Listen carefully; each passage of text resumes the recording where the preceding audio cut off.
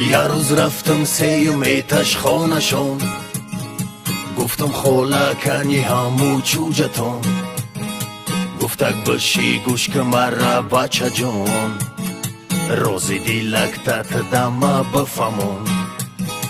گفتم خوله چوجتون دوست داشتم، بی چوجتون زندگی را نخواستم.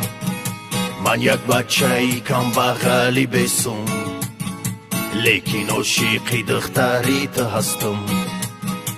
گفتک بچم اگر کی نداری سوم، تو الکی در نظرم شدیشون.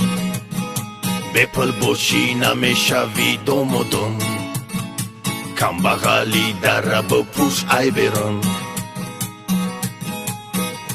من خواب بودم تگی چناری و پره، بیدار شیدم یک کرتا سرخ میگذره.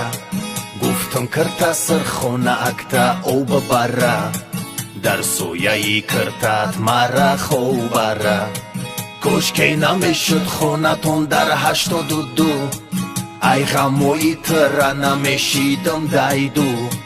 پدسانی تنجم ای محله کلینین، خواستم که شوی در اوچهی مکلین.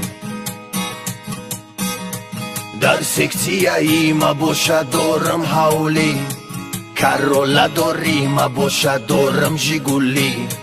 تو اینتلیگنت ما بچه ای جنجالی، کشیلوکی تو پرجباکی مخولی. یه روز رفتم، دو روز رفتم، سه روز رفتم سیمیتش خانشون، گفتم خوله کنی همو چوجتون، گفتک بشی گوش که مرا بچه جون، روزی دیلکتت دم بفهمون.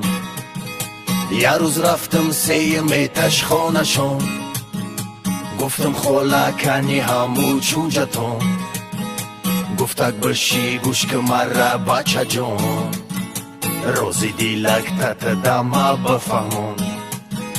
گفتم خوله در کار نیست چوجتون، زن میگیرم ای ولایتی خطلون.